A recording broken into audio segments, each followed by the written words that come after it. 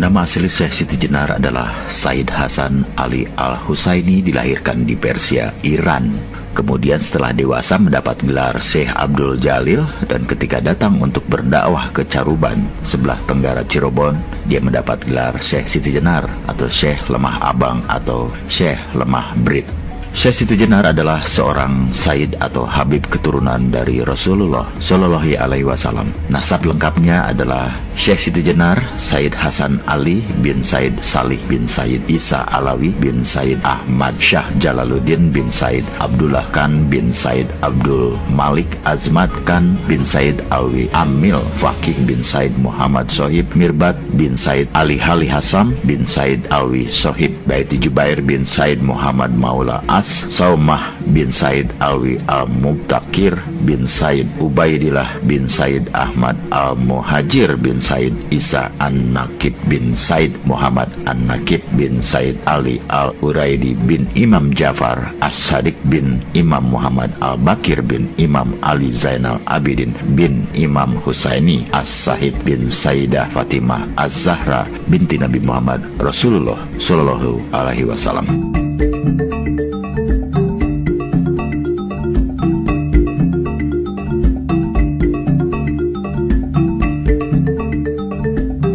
Syekh Siti Jenar lahir sekitar tahun 1404 Masehi di Persia, Iran. Sejak kecil ia berguru kepada ayahnya, Sayyid Salih, di bidang Al-Quran dan tafsirnya. Dan Syekh Siti Jenar kecil berhasil menghafal Al-Quran di usia 12 tahun. Kemudian ketika Syekh Siti Jenar berusia 17 tahun, maka ia bersama ayahnya berdakwah dan berdagang ke Malaka. Tiba di Malaka, ayahnya yaitu Said Salih diangkat menjadi mufti Malaka oleh Kesultanan Malaka di bawah pimpinan Sultan Muhammad Iskandar Syah. Saat itu, Kesultanan Malaka adalah di bawah komando Khalifah Muhammad I. Kekhalifahan Turki Utsmani, akhirnya Syekh Siti Jenar dan ayahnya bermukim di Malaka.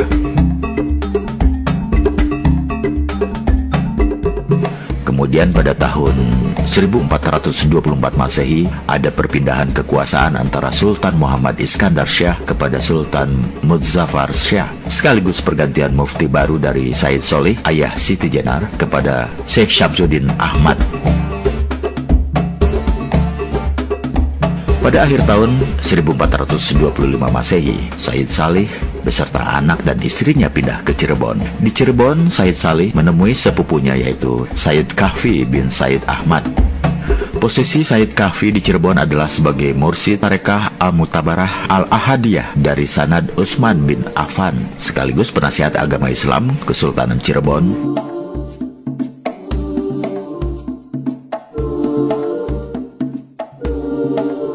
Said Kahfi kemudian mengajarkan ilmu Marifatullah kepada Siti Jenar yang pada waktu itu berusia 20 tahun. Pada saat itu, mursyid Al-Tariqah Al-Mutabarah Al-Ahadiyah ada 4 orang, yaitu yang pertama Maulana Malik Ibrahim sebagai mursyid Tarekah Al-Mutabarah Al-Ahadiyah dari Sanad Sayyidina Abu Bakar As-Siddiq untuk wilayah Jawa Timur, Jawa Tengah, Bali, Sulawesi, Kalimantan, Nusa Tenggara, Maluku dan sekitarnya.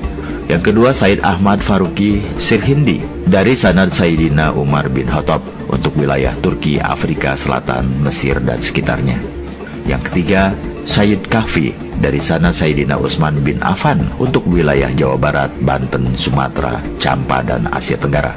Yang keempat, Said Abu Abdullah Muhammad bin Ali bin Jafar Al-Bilali dari Sanad Imam Ali bin Abi Thalib untuk wilayah Mekah, Madinah, Persia, Irak, Pakistan, India, dan Yaman.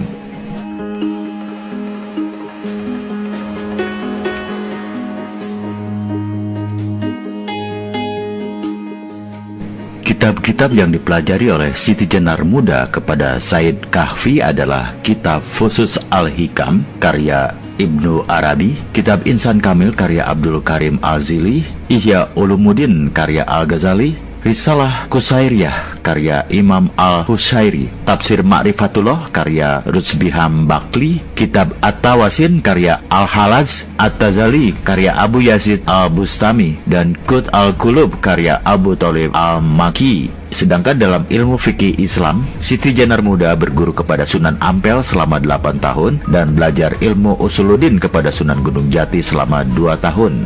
Setelah wafatnya Said Kahfi, Siti Jenar diberi amanat untuk menggantikannya sebagai mursyid Tariqah Al-Mutabarah Al-Ahadiyah dengan sanad Utsman bin Affan. Di antara murid-murid Syekh Siti Jenar adalah Muhammad Abdullah Burhanpuri, Ali Fansuri, Hamzah Fansuri, Samsudin Pasai, Abdul Rauf Sinkili, dan lain-lain.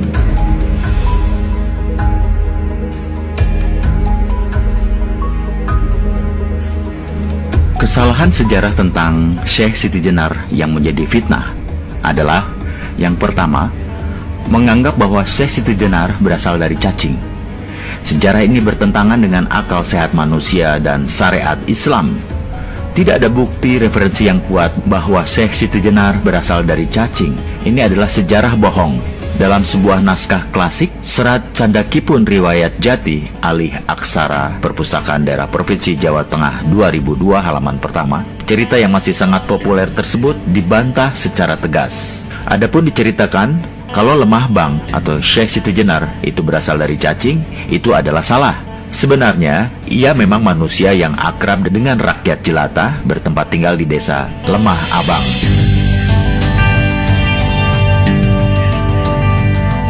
Yang kedua, ajaran Manunggaling Kawula Gusti yang diidentikan kepada Syekh Siti Jenar oleh penulis sejarah Syekh Siti Jenar adalah bohong, tidak berdasar, alias ngawur.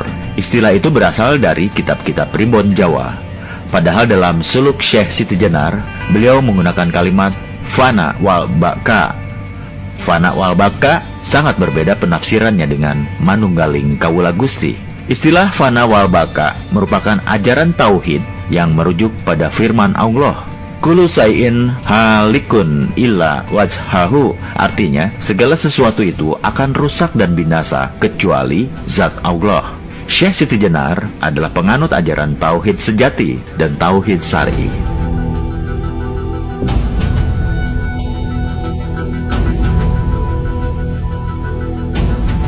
Ketiga, dalam beberapa buku diceritakan bahwa Syekh Siti Jenar meninggalkan sholat puasa Ramadan, sholat Jumat, haji, dan sebagainya. Syekh Burhanpuri dalam risalah Burhanpuri halaman 19 membantahnya. Ia berkata, saya berguru kepada Syekh Siti Jenar selama 9 tahun. Saya melihat dengan mata kepala saya sendiri bahwa dia adalah pengamal syariat Islam sejati. Bahkan sholat sunnah yang dilakukan Syekh Siti Jenar adalah lebih banyak daripada manusia biasa. Tidak pernah bibirnya berhenti berzikir Allah, Allah, Allah, dan membaca sholawat Nabi. Tidak pernah ia putus puasa Daud, Senin Kamis, puasa Yaumul Bid, dan tidak pernah saya melihat dia meninggalkan sholat Jumat.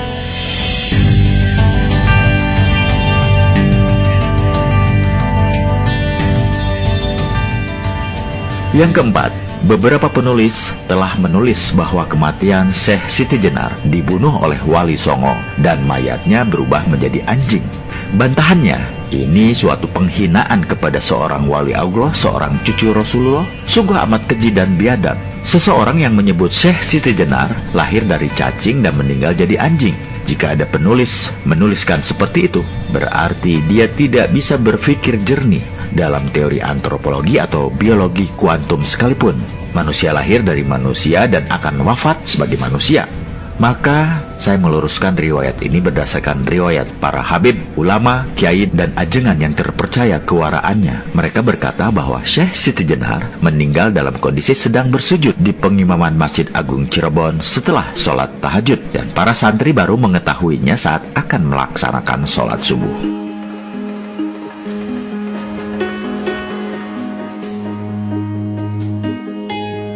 Kelima, cerita bahwa Syekh Siti Jenar dibunuh oleh 9 wali adalah bohong. Tidak memiliki literatur primer. Cerita itu hanyalah cerita hayalan, fiktif, yang ditambah-tambahi agar kelihatan dahsyat dan laku bila dijadikan film atau sinetron. Wali Songo adalah penegak syariat Islam di tanah Jawa. Padahal dalam Maqasidus Syariah diajarkan bahwa Islam itu memelihara kehidupan. Hifsun nasal wilhayah, tidak boleh membunuh seorang jiwa yang mukmin yang di dalam hatinya ada iman kepada Allah. Tidak mungkin 9 wali Allah yang suci dari keturunan Nabi Muhammad akan membunuh wali Allah dari keturunan yang sama. Tidak bisa diterima akal sehat.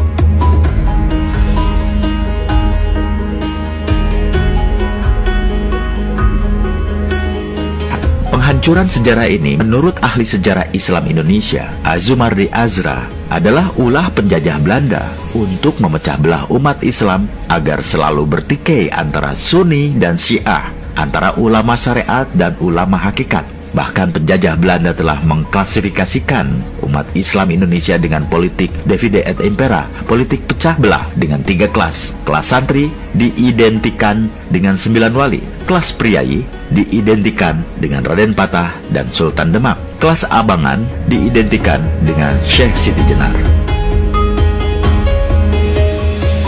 Jadi kaum muslimin, melihat fenomena seperti ini, maka kita harus waspada terhadap upaya para kolonialis, imperialis, Zionis, primasonri yang berkodok orientalis terhadap penulisan sejarah Islam.